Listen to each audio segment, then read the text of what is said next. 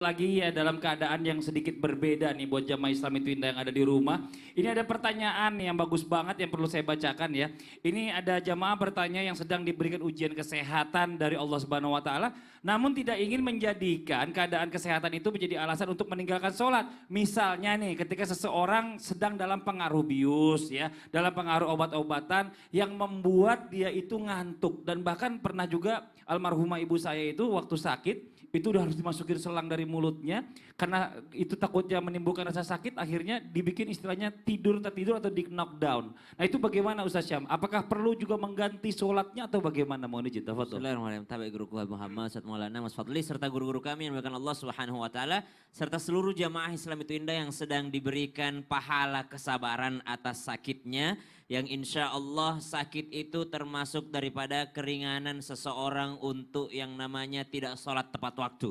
Maksudnya jikalau ada orang yang memungkinkan untuk dia sholat tidak boleh kena air, maka dia boleh dengan bertayamum.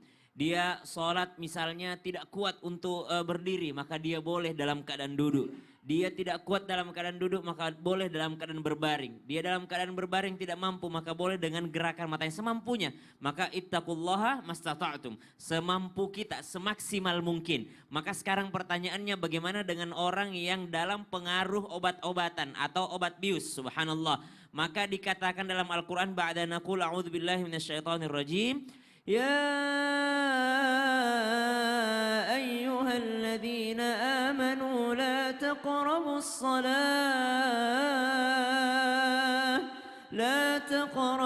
salata wa antum sukara hatta ta'lamu ma taqulun.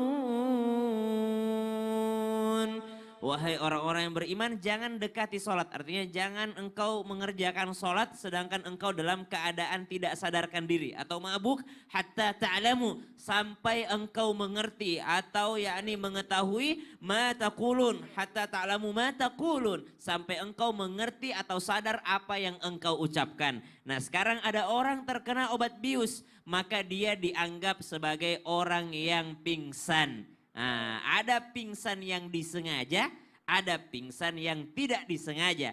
Pingsan yang tidak disengaja, jikalau dia pingsannya dalam waktu sholat, maka dia wajib mengqadha sholatnya. Maksudnya adalah pingsannya jam 1 siang. Berarti sebelum dia pingsan sebenarnya dia sudah wajib sholat zuhur. Cuma belum sholat zuhur, pingsan.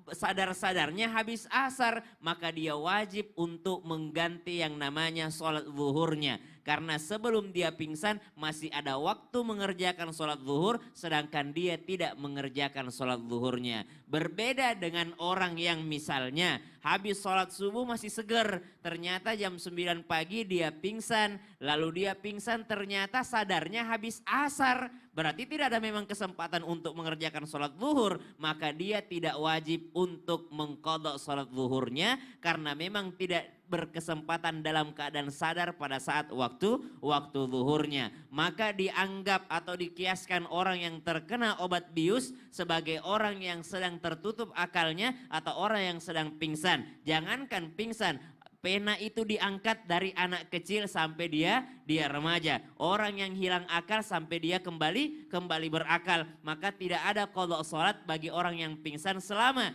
dia tidak mempunyai kesempatan untuk mengerjakan sholat tersebut. Tapi kalau dia punya kesempatan mengerjakan sholat itu lalu dia pingsan, maka dia wajib untuk yang namanya mengqadha sholatnya. Habis isya pingsan, jam 9 malam dia pingsan, ternyata bangun-bangun jam 9 pagi. Wajibkah dia mengqadha sholat isyanya? Wajib. Kenapa? Karena masih ada kesempatan dia sholat isya sebelum dia pingsan, tapi dia tidak mengerjakan sholat isyanya. Masya Allah. Jadi bedakan antara pingsan dengan tidur ya. Kalau tidur mah qadha wajib gitu, nggak bisa, nggak ada urusan. Kalau pingsan ini kategorikan sama juga dengan hilang akal ya. Betul, gitu ya. Tidak disengaja. Masya Allah. Terima kasih banyak Ustaz Syam atas penjelasannya. Nah buat jamaah Islam itu yang ada di rumah nih ya, jangan kemana-mana, setelah ini kita akan lanjutkan lagi, masih ada segmen Tanya Dong Ustadz. Jadi jangan pindah-pindah channel, tetap di Islam itu Indah. Jamaah, oh jamaah, alhamdulillah.